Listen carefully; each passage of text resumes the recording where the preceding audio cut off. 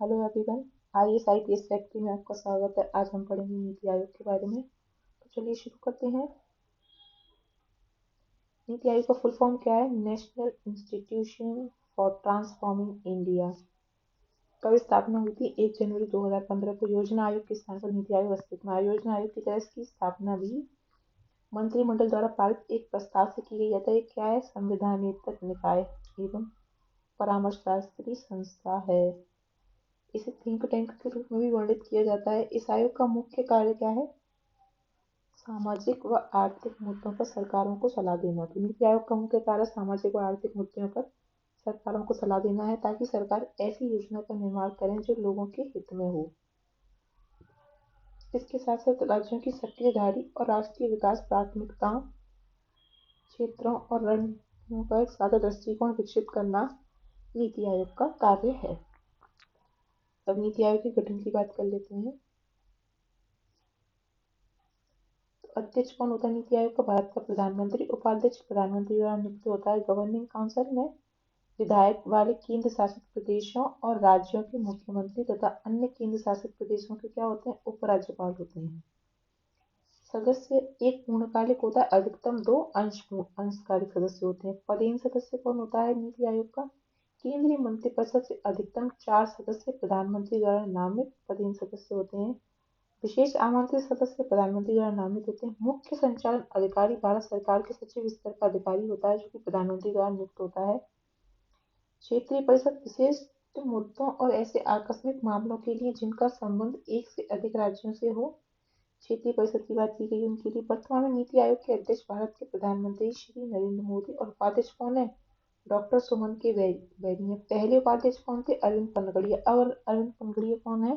अब अरविंद पनगड़िया को 16वें वित्त आयोग का अध्यक्ष बना दिया गया है। 16वें वित्त आयोग का कार्यकाल कब से होगा? 2026 से 30 तक। नीति आयोग के वर्तमान मुख्य कार्यकारी अधिकारी सीईओ कौन है? वी सुब्रमण्यम है। इन्होंने अपना पदभार 25 फरवरी 2023 को ग्रहण किया था। इन्होंने किसके पद पर परमेश्वरम अय्यर का स्थान लिया है? ठीक है, कौन है सीईओ? सुब्रमण्यम। कार्य क्या है नीति आयोग के?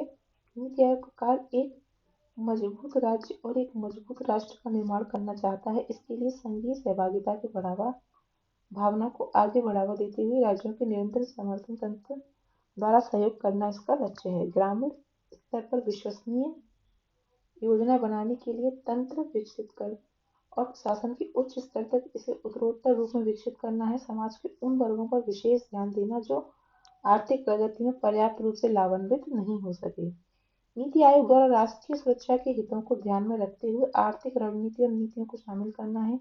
नीति आयोग का कार्य देश के प्रमुख हितधारक, राष्ट्रीय और अंतर्राष्ट्रीय संस्थानों के मध्य थिंक टैंक जैसे शैक्षिक और नीति अनुसंधानों को प्रोत्साहित करना है। नीति आयोग विकास एजेंडे के कार्यान्वयन में तेजी लाने के लिए अंतर क्षेत्रीय और अंतर विभागीय विषयों के समाधान हेतु एक मंच प्रदान करना है। इसके लिए राष्ट्रीय और अंतर्राष्ट्रीय विशेषज्ञों, चिकित्सकों तथा अन्य भागीदारों के बीच सहयोग के द्वारा ज्ञान, नवाचार और उद्यमशीलता की सहायता प्रणाली को विकसित करना है।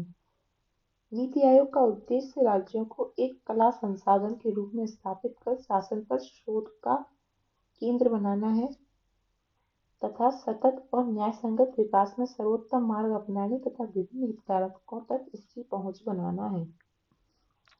नीति आयोग द्वारा की प्रमुख योजनाएं कौन कौन सी हैं? ये बहुत जरूरी है, इसे अच्छे से पढ़ना। कौन सी योजना प्रमुख?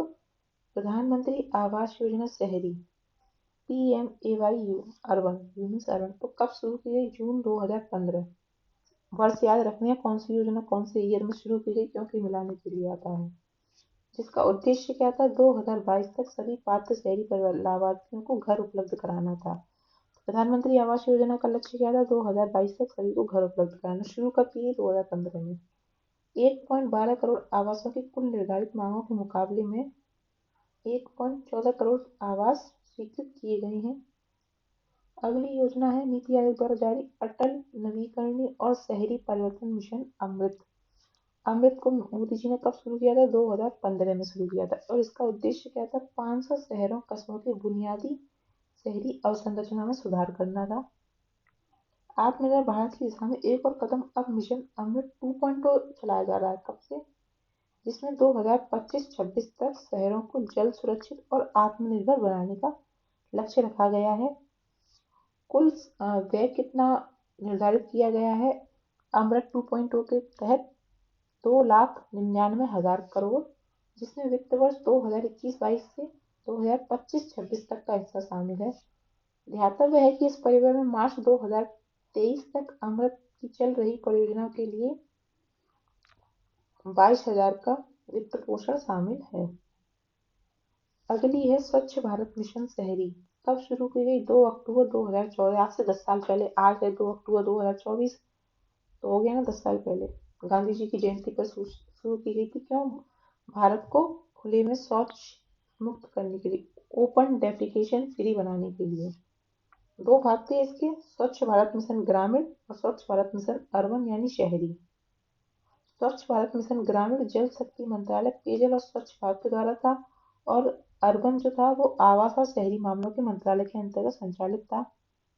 स्वच्छ भारत मिशन शहरी के तहत धन मिशन अवधि के लिए आवंटित किया जाता है, जिसके तहत सामुदायिक सार्वजनिक शौचालयों की कार्य क्षमता और रखरखाव सुनिश्चित करने पर अतिरिक्त ध्यान दिया गया है। कब शुरू किया गया? तो 2014 में, याद रखना, से 10 साल पहले, गांधी जी की जयंती पर। दीनदयाल अंत्योदय योजना राष्ट्रीय ग्रामीण आजीविका मिशन। मजबूत सामुदायिक संस्थानों के निर्माण, कौशल प्रशिक्षण, स्वरोजगार के लिए किफायती ऋण तक पहुंच, रेहड़ी पटरी वालों के लिए सहायता, शहरी बेघरों के लिए आश्रयों के माध्यम से शहरी गरीबी को कम करने के उद्देश्य से 2013 में राष्ट्रीय शहरी आजीविका मिशन शुरू किया गया था, और 2016 में इसका नाम रख दिया गया दीनदयाल अंत्योदय योजना राष्ट्रीय शहरी आजीविका मिशन। मिशन के तहत 2014 से 2022 तक 13 लाख से अधिक गरीबों को उनके रोजगार क्षमता को बढ़ाने के लिए कौशल प्रशिक्षण दिया गया। देखो, ईयर हर उसकी याद रखना, क्योंकि मिलाने के लिए आ जाता है। अगला है प्रधानमंत्री उज्ज्वला योजना, PMUY। इसका उद्देश्य क्या है? प्रत्येक परिवार को मुफ्त LPG कनेक्शन प्रदान कर सामाजिक समावेशन की दिशा में एक बड़ा। कब शुरू किया गया था? 1 मई 2016 को उत्तर प्रदेश बलिया से शुरू की गई थी प्रधानमंत्री उज्ज्वला योजना। क्या है? Free LPG connection. और उज्ज्वला 2.0 की शुरुआत की गई अगस्त 2021 से महुआ उत्तर प्रदेश से। 30 जनवरी 2023 तक 9,58,70,119 कनेक्शन दिए जा चुके हैं। नीति आयोग की 2022-23 की योजना है टेलीमेंटल योजना। नीमहंस बेंगलुरु के सहयोग से नीति आयोग ने राष्ट्रीय टेलीमेंटल स्वास्थ्य सेवाओं का कार्यक्रम प्रारंभ करने की रूपरेखा तैयार की है। इस कार्यक्रम के तहत गुणवत्तापूर्ण मानसिक स्वास्थ्य परामर्श और देखभाल सेवाओं तक पहुंच में सुधार होगा। उत्पादन संबंध प्रोत्साहन PLI योजना, इसे कब शुरू किया गया था? नवंबर 2020 में। उद्देश्य क्या है? प्रत्येक चयनित क्षेत्र में सीमित संख्या में पात्र एंकर इकाइयों के लिए वृद्धिमूलक उत्पादन के लिए प्रोत्साहन करना, क्योंकि इसका नाम ही क्या है? उत्पादन संबंध प्रोत्साहन, प्रोडक्शन लिंक्ड स्कीम इनिशिएटिव है वैसे, मतलब फुल फॉर्म तो PLI का। इस योजना के अगले 5 वर्षों में 14 क्षेत्रों में उत्पादन में 40 लाख करोड़ से अधिक की वृद्धि होने की उम्मीद है, और 60 लाख अतिरिक्त रोजगार सृजित होने की उम्मीद है। अगली कौन सी है? मिशन लाइफ पर्यावरण के लिए जीवन शैली। ये भी नीति आयोग का ही कार्यक्रम है। प्रधानमंत्री श्री नरेंद्र मोदी ने 2021 में ग्लासगो में COP26 के दौरान लाइफ पर्यावरण की जीवन शैली का विजन दिया था। कब दिया था? 2026 में दिया था। लाइफ के तहत पर्यावरण के प्रति जागरूक जीवन शैली अपनाने की परिकल्पना की गई, और अक्टूबर 2022 में अहमदाबाद में विश्व स्तर पर मिशन की शुरुआत हुई।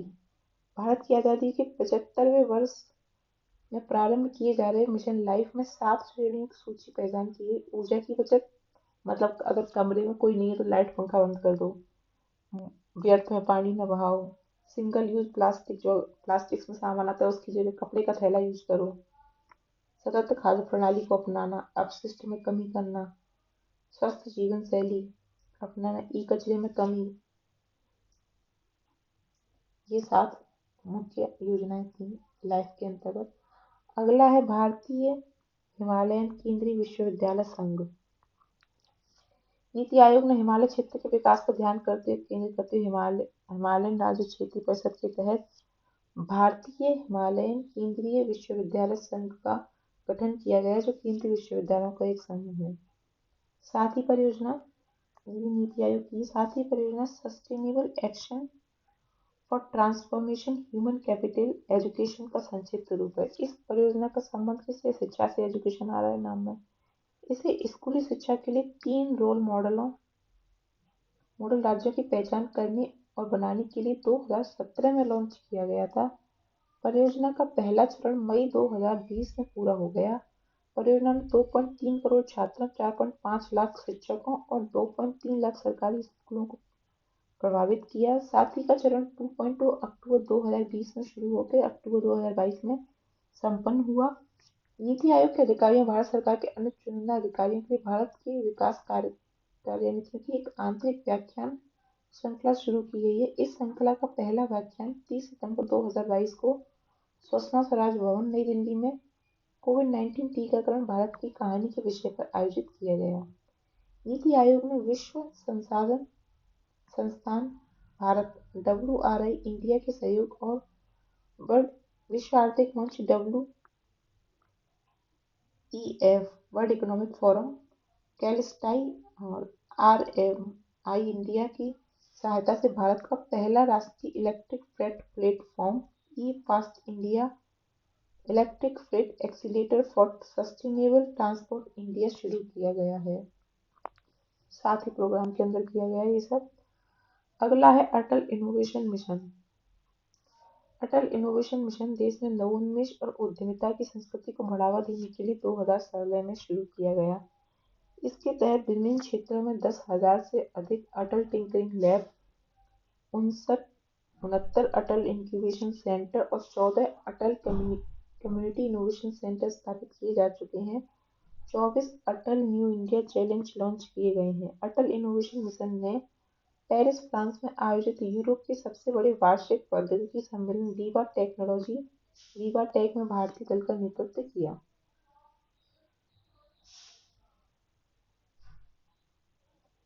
राष्ट्रीय डेटा एवं analytics platform NDAP।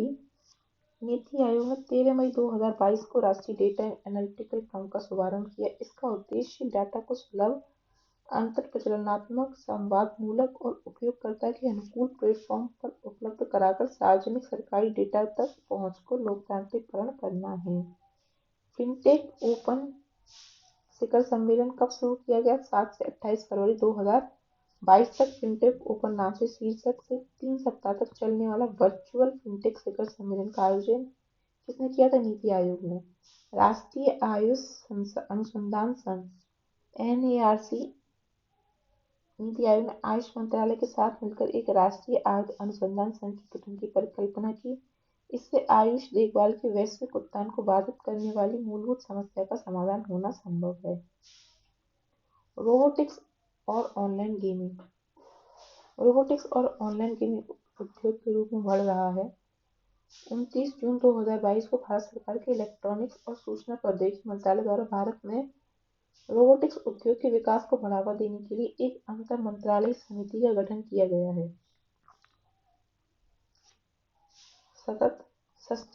Sustainable alternative towards affordable transport पहल की शुरुआत 1 अक्टूबर 2018 को की गई, जिसमें तेल और गैस विपणन कंपनियां संपीड़न बायोगैस CBG की खरीद के लिए संभावित उद्यमी से रुचि की अभिव्यक्ति एक्सप्रेशन ऑफ इंटरेस्ट आमंत्रित कर मंगा रही हैं। इस पहल के तहत अक्टूबर 2022 तक 3694 आशय पत्र जारी किए गए हैं।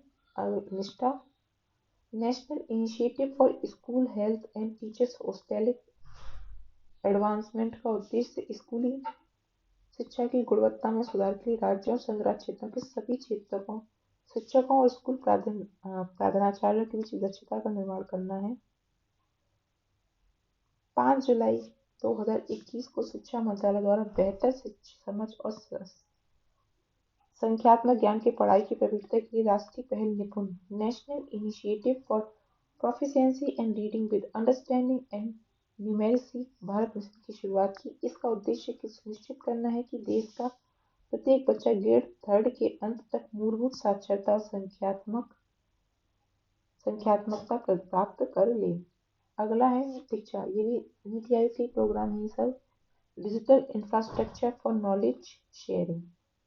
स्कूली शिक्षा के लिए राष्ट्रीय प्लेटफॉर्म। इसका उद्देश्य छात्रों और शिक्षकों के लिए उनकी सामाजिक आर्थिक पृष्ठभूमि से परे डिजिटल शिक्षा तक उनकी पहुंच को सक्षम बनाना है। 29 जुलाई 2021 को केंद्रीय माध्यमिक शिक्षा बोर्ड द्वारा विकसित सीखने के लिए स्तर के विश्लेषण के लिए संरचित मूल्यांकन सफल कार्य योजना को लॉन्च किया गया। सामाजिक न्याय और अधिकारिता मंत्रालय की एक प्रमुख योजना smile support for marginalised individual for livelihood and enterprise smile योजना तैयार की है। इसमें दो उप योजनाएं ट्रांसजेंडर व्यक्तियों के कल्याण के लिए व्यापक पुनर्वास हेतु केंद्रीय क्षेत्र की योजना, दूसरी भीख मांगने के लिए कार्य करने में लगे व्यक्तियों के व्यापक पुनर्वास के लिए केंद्रीय क्षेत्र की योजना शामिल है। इस योजना की शुरुआत सामाजिक न्याय और अधिकारिता मंत्रालय द्वारा फरवरी 2022 में किया गया था। केंद्रीय कैबिनेट ने बहुआयामी संपर्क प्रदान करने के लिए प्रधानमंत्री गति शक्ति राष्ट्रीय मास्टर प्लान (NMP) को मंजूरी दी है। इसकी शुरुआत प्रधानमंत्री नरेंद्र मोदी ने राष्ट्रीय राजधानी के प्रगति मैदान में आयोजित एक कार्यक्रम में की। NMP का उद्देश्य पूरे देश में समग्र योजना की तैयारी और विकास करना है।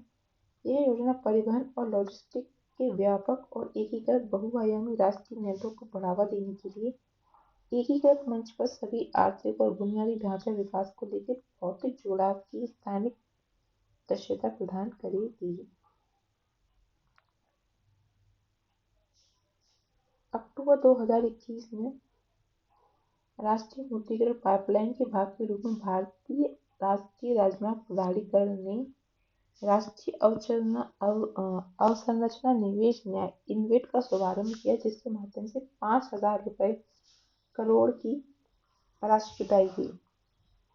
कौशल विकास और उद्यमिता मंत्रालय ने जनवरी 2021 में प्रधानमंत्री कौशल विकास योजना 3.0 का शुभारंभ किया।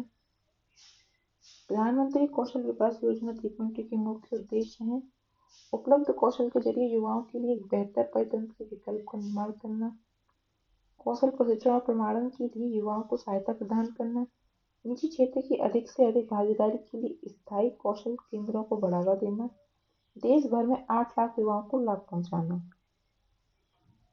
महत्वपूर्ण योजना 1 नजर तो स्वच्छ भारत मिशन कब शुरू किया गया था? 2 अक्टूबर 2014। 2019 तक संपूर्ण भारत को स्वच्छ बनाना इसका उद्देश्य था। अटल पेंशन मिशन 2015 में 18 से 40 वर्ष की आय के सभी बैंक डाकघर खाता धारक इसके पात्र थे। न्यूनतम पेंशन 1,000 और अधिकतम 5,000। प्रधानमंत्री आवास योजना ग्रामीण 2016 में वर्ष 2022 तक सभी को आवास प्रदान करना इसका लक्ष्य था। उदय योजना उज्ज्वल डिस्कॉम इंश्योरेंस योजना नवंबर 2015 में शुरू की गई। बिजली वितरण कंपनियों का परिचालन एवं वित्तीय सुधार। स्मार्ट सिटी मिशन को 25 जून 2015 को शुरू किया गया। देश में कुल 100 शहरों को स्मार्ट सिटी के रूप में विकसित करना। प्रधानमंत्री कौशल विकास योजना 15 जुलाई 2015 को शुरू की गई। वर्ष 2020 तक 1 करोड़ युवाओं को प्रशिक्षित करना। माँ कार्यक्रम 5 अगस्त 2016 को स्तनपान के बारे में माताओं को जागरूक करने के लिए। उड़ान क्षेत्रीय वायु संपर्क योजना 21 अक्टूबर 2016 आम नागरिकों के लिए हवाई सेवाओं को सुलभ करना। गंगा ग्राम परियोजना 23 दिसंबर 2017 गंगा नदी के किनारे 4470 गांव में स्वच्छता आधारित विकास करना। प्रधानमंत्री युवा योजना शुरू की गई थी 9 नवंबर 2016 को। और युवा योजना का उद्देश्य क्या था? आगामी 5 वर्षों में 7 लाख से अधिक प्रशिक्षुओं को उद्यमशील शिक्षा और प्रशिक्षण उपलब्ध कराना। हृदय योजना की शुरुआत 21 जनवरी 2015 को की गई। देश के सांस्कृतिक विरासत वाले शहरों का संरक्षण, इसमें 12 शहरों का चयन किया गया था। मृदा स्वास्थ्य कार्ड 19 फरवरी 2015 को शुरू की गई। मृदा स्वास्थ्य में सुधार हेतु अटल नवीकरण और शहरी परिवर्तन मिशन 2015, 1 लाख से अधिक आबादी वाले 500 शहरों को बुनियादी सुविधाएं उपलब्ध कराना। विभिन्न ग्रामीण विकास कार्यक्रम। सामुदायिक विकास कार्यक्रम 1952 में शुरू किया गया। संपूर्ण समाज का सर्वांगीण विकास करना इसका उद्देश्य था। सघन कृषि जिला कार्यक्रम 1960-61 में शुरू किया गया। किसानों को ऋण, बीज, खाद एवं कृषि उपकरण उपलब्ध कराना इसका उद्देश्य था। गहन कृषि क्षेत्रीय कार्यक्रम 1964-65 में उपलब्ध किया गया। विभिन्न विशिष्ट फसलें विकसित करना इस कार्यक्रम का उद्देश्य था। हरित क्रांति 1966-67 में शुरू की गई। कृषि उत्पादन में तीव्र वृद्धि करने के लिए त्वरित ग्रामीण जलापूर्ति कार्यक्रम 1972-73 में शुरू किया गया। गांव में पीने के पानी की उपलब्ध करवाना इसका उद्देश्य रहा। सूखाग्रस्त क्षेत्र कार्यक्रम 1973 में शुरू किया गया। सूखाग्रस्त क्षेत्रों में पर्यावरण संतुलन, भूमि, जल एवं अन्य प्राकृतिक संसाधनों को विकसित करके सूखे से बचाव के उपाय करना। 20 सूत्रीय कार्यक्रम की शुरुआत 1975 में की गई। गरीबी उन्मूलन, जीवन स्तर में सुधार, सुशिक्षित एवं जिम्मेदारी नागरिक बनाना इसका उद्देश्य था।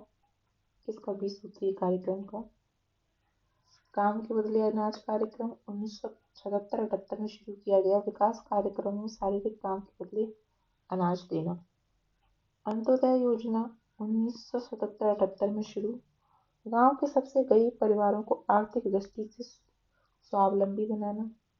ग्रामीण युवाओं को रोजगार हेतु प्रशिक्षण। ट्राइसेम कार्यक्रम 1979 में शुरू किया गया।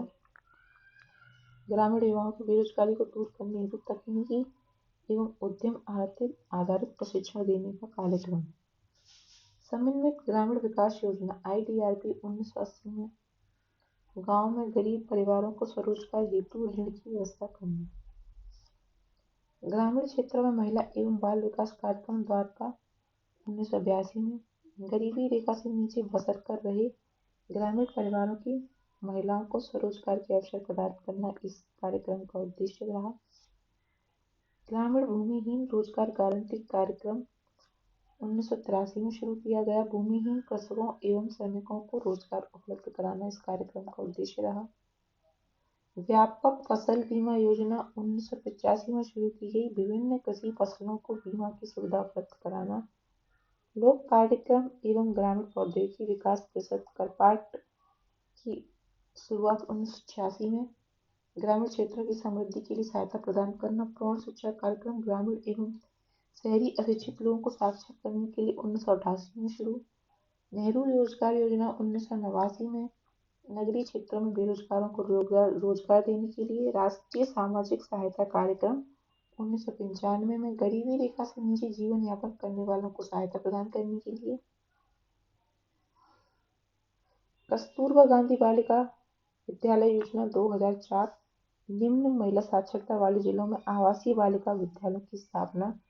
अन्नपूर्णा योजना 2000 में शुरू की गई। वृद्ध नागरिकों को निःशुल्क अनाज। कृषि श्रमिक सामाजिक सुरक्षा योजना 2001 में कृषि श्रमिकों को जीवन बीमा सुरक्षा उपलब्ध कराना। राष्ट्रीय ग्रामीण रोजगार गारंटी योजना नरेगा की शुरुआत फरवरी 2006 से लागू हुई। ग्रामीण क्षेत्रों में बेरोजगारी, भूख व गरीबी को मिटाने के लिए। नीति आयोग के वर्तमान उपाध्यक्ष कौन हैं? तो सुमन बैदि। अक्टूबर 2022 में प्रधानमंत्री नरेंद्र मोदी ने स्टैच्यू ऑफ यूनिटी अहमदाबाद में विश्व स्तर पर मिशन लाइफ लॉन्च किया था। इसकी फुल फॉर्म है लाइफस्टाइल फॉर एनवायरनमेंट। जुलाई 2022 में नीति आयोग द्वारा भारत नवाचार सूचकांक 2021 जारी किया गया। इस सूचकांक की रूपरेखा को संशोधित किया गया, जिसमें संकेतकों की संख्या 36 से बढ़ाकर 66 कर दी गई। अप्रैल 2022 में नीति आयोग द्वारा लॉन्च किए गए राज्य ऊर्जा और जलवायु सूचकांक चक्र एक कितने मापदंडों पर आधारित है? 6 मापदंडों पर आधारित है। मई 2022 में राष्ट्रीय डाटा और एनालिटिक्स प्लेटफॉर्म NDAP का शुभारंभ नीति आयोग ने किया। नीति आयोग के अनुसार पिछले 9 वर्षों 2013-14 से 22-23 के भारत में कितने लोग बहुआयामी गरीबी से बाहर निकले हैं? 24.82 करोड़। फिलहाल के लिए इस वीडियो में इतना ही। मिलते हैं आपसे अगली वीडियो में, तब तक के लिए स्वस्थ रहिए, हंसते रहिए, पढ़ते रहिए। धन्यवाद।